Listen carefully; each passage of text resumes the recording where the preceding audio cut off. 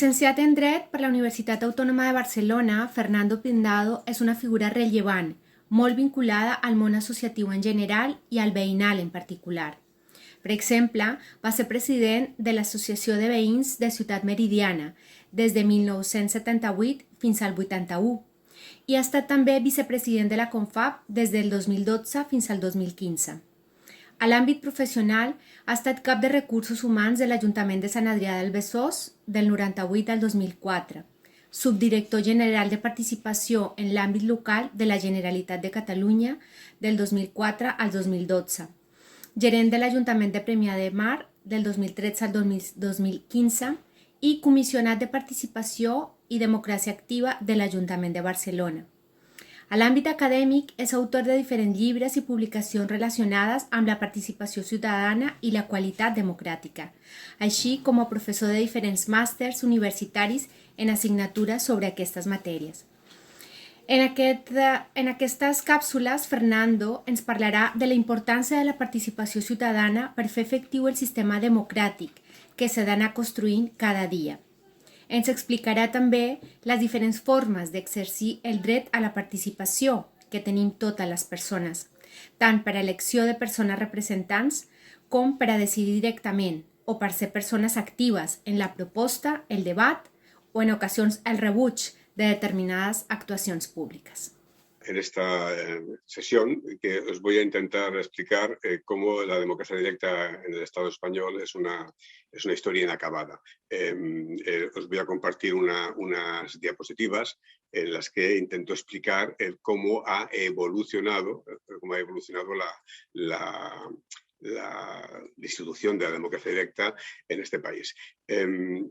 Por eso le he puesto este título de Historia inacabada. Fijaros, en la Constitución del 78, cuando se empezó a hacer la Constitución del 78, en el marco constitucional ya había un cierto miedo a los referéndums y a las decisiones políticas directas, pero inicialmente, el primer texto constitucional que se acabó en enero de 1978 preveía referéndums vinculantes. Y fijaros, a la derecha veis la publicación en el Diario Oficial de las Cortes de aquella época, donde había un artículo 85 que preveía el referéndum para las leyes aprobadas y no sancionadas. Se refiere a las leyes que han aprobado las Cortes, el Congreso y Senado, y que el rey todavía no ha estampado la firma para que se publiquen en el boletín oficial. El referéndum para decisiones políticas de especial trascendencia, que es tal como ha quedado ahora, y el referéndum para la derogación de leyes vigentes. Es decir, que hay leyes que están funcionando y se considera que ya no tienen ninguna utilidad y se puede pedir su derogación. En eso consiste, esa parte se puede hacer incluso a iniciativa popular, que se podían recoger 750.000 firmas para que ese referéndum se pudiera hacer. Y fuere cual fuera el resultado del referéndum, vinculaba a todos los poderes públicos. Es decir, el resultado era vinculante. Pero en el debate en las Cortes, esa redacción inicial que preveía los referéndums cayó. Y cayó ni más ni menos porque un diputado hizo una enmienda in voce que se llama, durante la sesión, y decía, oiga, es que el primer referéndum digamos, discutir, de aprobar por referéndum las leyes que aún no han sido sancionadas por el rey, puede abrir, decía, una extraña posibilidad de interferir en la soberanía del Parlamento, porque puede establecer, digamos, conflictos entre el gobierno, el rey y el Parlamento. El segundo, el que habla de las decisiones políticas de especial trascendencia, dice, hombre, si no se matiza puede también generar algún problema, pero si se mantiene, lo que creía este diputado es que esos referendos debieran ser consultivos, en ningún caso vinculantes, como establecía el texto originario. Y el tercer caso, el que se refiere a la derogación de leyes vigentes, incluso a iniciativa ciudadana, les decía que mejor dejarlo correr porque no tenía mucho sentido utilizarlo. El diputado que hizo esta enmienda era el señor Jordi Solé-Tura, del Grupo Parlamentario Comunista, año mayo-junio del 78. Alguien defendió la importancia de los referéndums en ese debate y no fue ni más ni menos que el diputado que dijo, le contestaba al señor Solé-Tura y le decía, oiga, es que la soberanía no está en el Parlamento, la soberanía está en el pueblo. Por tanto, no interfiere el pueblo cuando toma decisiones políticas. Y reconoce este diputado que los partidos políticos, todo y ser importantes, no pueden ser los únicos canales de transmisión. Y citaba una frase de un constitucionalista que decía que el sistema de representación es extraño cuando los representantes quieren decir no y el representante dice sí. ¿Quién era este diputado que planteó este debate con el señor Soletura? Era Manuel Fraga Iribarne, del Grupo Parlamentario de Alianza Popular. Insistía el señor Fraga en aquel momento que los partidos políticos no solo quieren ser intermediarios, sino que quieren monopolizar el proceso político. Entonces, y ponen la maquinaria de los partidos en los aparatos organizativos de los partidos cualquier posibilidad de presentar candidatos. Y recogía, Fraga Iribarne, recogía la importancia de la experiencia suiza, la experiencia helvética, que explica aquí, donde el referéndum, la iniciativa popular, incluso el derecho de revocación de los cargos públicos, que es un elemento importante. Fijaros, curiosamente, cómo Manuel Fraga Iribarne, de la derecha, estaba a favor de los referéndums, mientras que Jordi Soletura, de la izquierda, estaba en contra. Cuando explica el por qué esto es importante, perdona, esta es la misma que os he puesto aquí ahora, esta es la intervención de Fraga Iribarne, y acaba diciendo, es que ¿cómo no va a ser vinculante un referéndum? Dice, es evidente que si el pueblo se ha pronunciado a favor, ¿qué gobierno, qué jefe de Estado puede decir, he oído al pueblo y ahora hago lo contrario? Curiosa esta reflexión de Fraga en aquella época, el de julio del 78. Cuando continúa en esta situación, en el debate parlamentario, hay un diputado, en este caso es el señor Pérez Llorca, que intenta mediar y dice, mira, ¿sabes qué? Ciertamente aquí hay un conflicto en estas posiciones, tanto la del señor Fraga como la del señor Soletura, y lo que deberíamos hacer es, vamos a dejarlo tal como está, vamos a hacer que el sistema parlamentario funcione y dejar la puerta abierta para que una vez se haya consolidado se puedan juntar formas de actuación de democracia directa o semidirecta. Es decir, vamos a dejar que esto funcione y después ya veremos. Coño, perdonad la expresión, llevamos casi 40 años, 30 y pico años de que esto ya funciona y aquí en lugar de trabajar hacia una mayor espacios de democracia directa o semidirecta, justamente se va a lo contrario. Porque tal como queda en la Constitución es este artículo actualmente vigente, que es que solo son sometidas al referéndum las decisiones políticas de especial trascendencia. Y el referéndum es consultivo. El referéndum lo convoca el rey a propuesta del presidente del gobierno y lo ha de autorizar el Congreso. Y se regula en una ley orgánica de la que os hablaré al final. Esta evolución que el señor Pérez Llorca preveía, es decir, vamos a dejar que esto funcione y después ya avanzaremos, parece que nuestro Tribunal Constitucional lo ha ido interpretando justo en el sentido contrario. Yo aquí os hablo de la involución más que de la evolución del Tribunal Constitucional, porque lo que plantea el Tribunal Constitucional, y aquí os coloco unas cuantas reflexiones de sentencias del propio tribunal, no para que las leáis, sino simplemente para que veáis de qué estamos hablando, es que la participación directa es excepcional. El sistema democrático que establece la Constitución, según el Tribunal Constitucional, es el sistema de la representación. Prima la democracia representativa sobre los de participación, porque, insiste el Tribunal Constitucional, ya se participa eligiendo representantes, ¿no? Somos una democracia plena porque ya decidimos periódicamente quiénes son nuestros representantes, lo cual contradice la idea inicial del modelo constitucional que se discutía en sus inicios de que está bien elegir representantes, pero hay otros canales de participación directa, de participación ciudadana, que no están en la elección de representantes. La democracia directa tiene un carácter residual y, digamos, complementa la democracia representativa y dice aquí abajo el tribunal que no como sustitución o minusvaloración de la democracia representativa, sino como reforzamiento de esa democracia representativa. Lo importante es lo que hacen los representantes. Lo que puedan decidir de vez en cuando los ciudadanos, eso no es importante.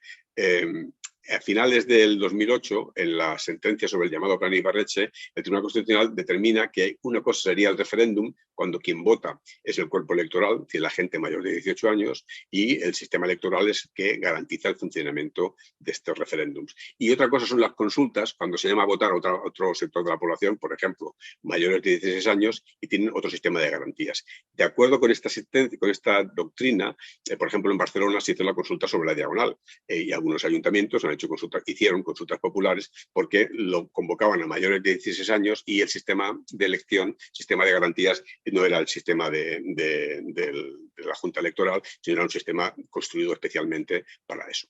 ¿Qué ocurre? Que en el año 2015 el Tribunal Constitucional otra vez vuelve a dictar sentencia, se pega un tiro en el pie y vuelve a tirar para atrás. Y es una sentencia relacionada con la ley de consultas populares no referendarias de Cataluña. Normalmente quien le crea problema al Tribunal Constitucional en esta materia suele ser el País Vasco y Cataluña. Entonces, lo que nos dice el Tribunal Constitucional ahora es decir, mira, todo lo que sea llamar a la gente de manera colectiva, de manera imputable al cuerpo electoral, eso es un referéndum. Por tanto, solamente no tiene la consideración de referéndum cuando llamamos a la gente porque tiene interés en la materia. Vamos a llamar a los comerciantes, vamos a llamar a los de 16 a 20 años. En ese sentido, como no es la generalidad de la población, se considera que sería una consulta popular y, por tanto, no estaría sometido a esta dinámica de referéndum. Pero en la práctica, a pesar de esta doctrina absurda y estúpida, en mi opinión, la práctica hace que las cosas cambien. Y fijaros, el caso de Madrid, en el mandato anterior, en este mandato parece ser que las cosas van a ser un poco diferentes, en el caso de Madrid se hizo una consulta popular, os coloco aquí unas cuantas diapositivas, Madrid vota qué ciudad quiere ser, el ayuntamiento envía cartas a los madrileños para que participen en Decide Madrid, vota sí, vota no, hace historia, información en la cadena SER. Se hizo un referéndum en toda regla con carteles que animaban al voto. No hubo ninguna impugnación de ningún partido político, de ningún incluso de Libertad Digital. Decía que era importante la consulta, pero su única preocupación era cuánto iba a costar, pero no si era o no posible o si era legalmente admisible, ¿no? Si esto se hubiera querido hacer, insisto, en Barcelona o en el País Vasco, habría tenido alguna otra diferencia. Madrid, la ciudad que decide la ciudad, vota sí por un Madrid 100% sostenible, primera votación ciudadana, vota, hace historia, ¿ves? Esto hace que en la práctica se pueda demostrar que el marco institucional no resiste la iniciativa social, la iniciativa popular o de la gente que quiere cambiar cosas. Y esta falta de política hace que haya unas resoluciones judiciales extrañas. Aquí os coloco dos ejemplos, ¿no? El caso del reglamento de consultas populares del Ayuntamiento de Donosti, que se declaró nulo en su totalidad porque interpretando la consulta en la manera que inicialmente el Tribunal Constitucional, como os he dicho, hablaba de mayores de 16 años y con un sistema de garantías específico, el Tribunal Superior de Justicia del País Vasco decidió que con la nueva sentencia del Tribunal Constitucional no se podían hacer consultas populares. El Ayuntamiento de San Sebastián, que quería hacer una consulta sobre el uso que debiera tener la Plaza de Toros, que era de propiedad municipal, no podía hacer esa consulta amparándose en su reglamento, lo hizo pidiéndole permiso al Consejo de Ministros, y el Consejo de Ministros dijo que no se podía consultar sobre los toros porque eso era patrimonio nacional, era patrimonio de todos los españoles, de todo el Estado español. En el caso del Ayuntamiento de Elgueta, también en el País Vasco, hay una sentencia en la que dicen que no se puede hacer una consulta popular, la niega, anula sus artículos, y en cambio admite una consulta popular en el Ayuntamiento de Basauri, en la que un plan de ordenación urbanística, como que no afecta a toda la población, sino solamente a aquellos a los que les implica el planeamiento urbanístico, no es una consulta general, sino solamente a ese sector de la población. Os dejo aquí los textos, por si alguien tiene interés en ver el contenido, pero veis que esta doctrina está, digamos, contaminada porque como la ley no está clara, la política no deja clara cuáles son los elementos de las consultas y los referéndums y la democracia directa, pues al final acaba pasando que los tribunales hacen de su capa un sallo y es la política se hace al final desde los tribunales y no desde los parlamentos o desde los gobiernos, que es de donde se deberían hacer. ¿Qué pasa cuando la política salta por la ventana? ¿Qué entra por la puerta? Esta es una pintura que dice cuando la pobreza cuando la pobreza entra por la puerta, el amor sale volando por la ventana. Aquí es al revés, ¿no? Yo os propongo, os digo, ¿qué pasa cuando la política no entra en estas materias? ¿Qué entra por la puerta? Entonces, fijaros, la última cosa que os quiero explicar es cómo cuando conviene, la política es capaz de modificar el derecho. Y aquí está una referencia al referéndum de Andalucía de febrero de 1980. En este blog que os pongo aquí podéis buscar más información si tenéis interés. Fijaros qué ocurrió en el famoso referéndum del 28 de febrero de 1980, Día de Andalucía, porque se hizo eso.